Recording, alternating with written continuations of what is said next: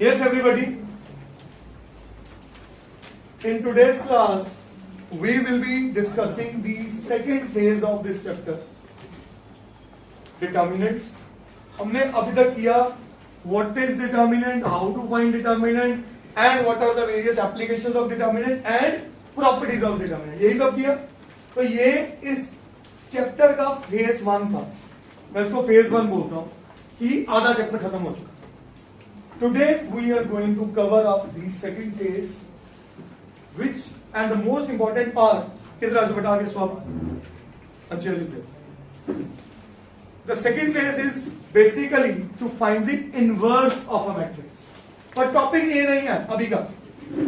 मैं आपके सामने एक छोटी सी बात रखूंगा. आपको कभी भी इनवर्स ऑफ मैट्रिक्स आए तो उसका डायरेक्ट रिजल्ट होता है adjoint of a upon determinant of a, और इस चीज को लिखा जाता है a inverse provided determinant is non zero. इसका मतलब इनवर्स किसका निकलता है? किसका निकलता है? नॉन सिंगुलर मैट्रिक्स का.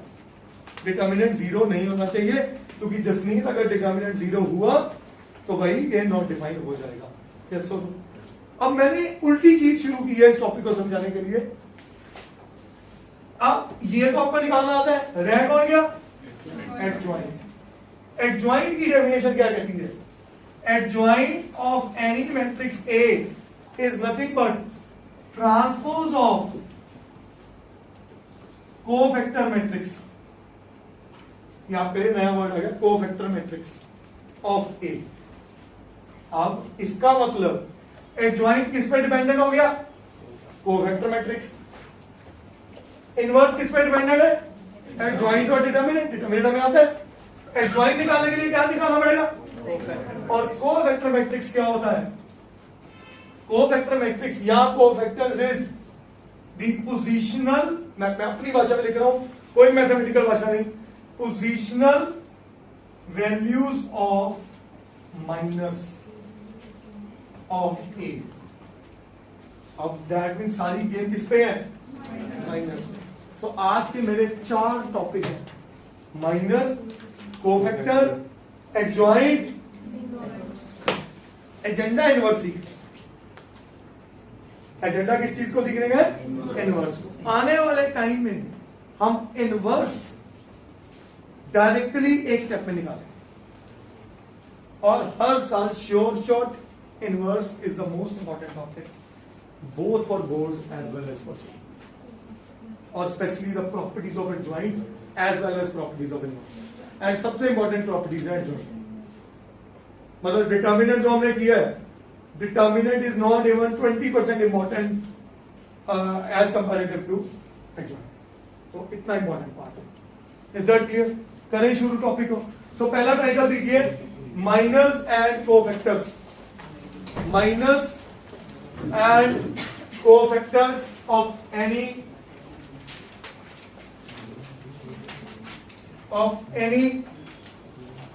matrix or determinants. Minors and cofactors. सबसे पहले बात करेंगे minors. Please write down. Any matrix or any determinant. जब हम determinant में यहाँ वर्ड यूज करेंगे ना, we are not talking of the value, we are talking of all the elements of square matrix within the symbol determinant. ठीक है बच्चा? तो टेक्निकली माइनर मैट्रिक्स समझ लो तब भी चले. ठीक है, please write down. Minor first, it is denoted by Mij for any element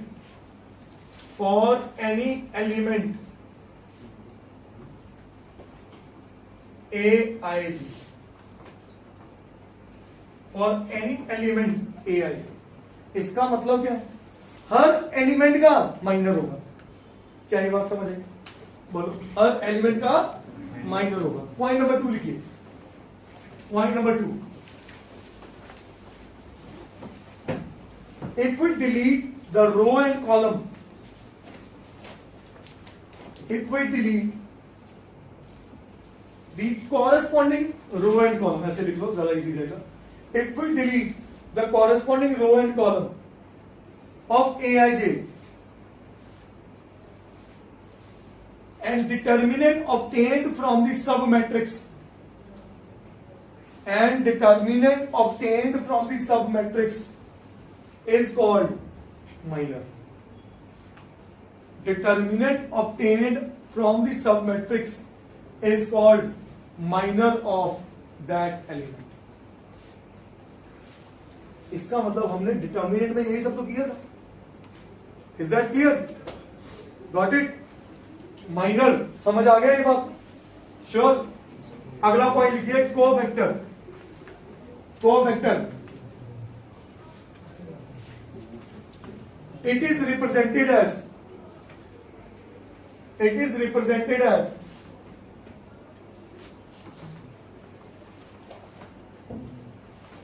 Cij और Aij. हाँ, capital Aij, no not small. Small a आ गया तो एलिमेंट है, कैपिटल A आ गया तो कोफैक्टर है. C लिख दो तो ज्यादा इजी है. C रिप्रेजेंट्स को. ठीक है. Second point, it is given as minus 1 to the power I plus j into mij for any element aij. अब मेरी बात समझो, ये इतना दिमाग क्यों लगाना? पोजीशन के अकॉर्डिंग प्लस माइनस चिपकाओ, खत्म बात. Is that clear? Got it? It make sense? जैसे डिटर्मिनेंट में करते थे. ठीक है. Got it? Third point, cofactor matrix. Cofactor matrix is a matrix obtained by writing all the cofactors for all the elements. Obtained by writing all the cofactors for all the elements. Her element का minor आएगा, उसकी positional से plus minus कर दो तो क्या पैदा होगा? कोफैक्टर. और कोफैक्टर को अपनी अपनी जगह पे लिख दो, क्या बन जाएगी? Cofactor matrix. क्या बन जाएगी? कोई इसमें कोई हाई तो नहीं. Let's write down an example. एक 2:2 कर ले, एक 3:3 कर ले, मोर देन इनफ. सही है. चलो जी, क्वेश्चन नंबर 80. हाँ जी, क्वेश्चन नंबर 80 कह रहा है minor and cofactor of 1, -2, 4 and 3. लो जी, इसके क्या निकालो? Minor and. अब देखो माइनर क्या क्या होगी?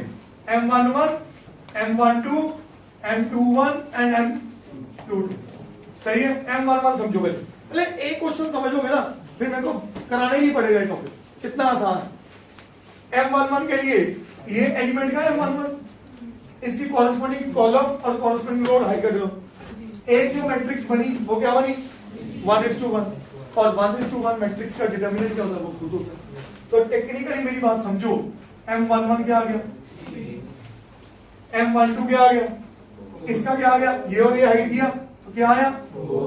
और M21 क्या आ गया? -2. और उसका क्या आ गया?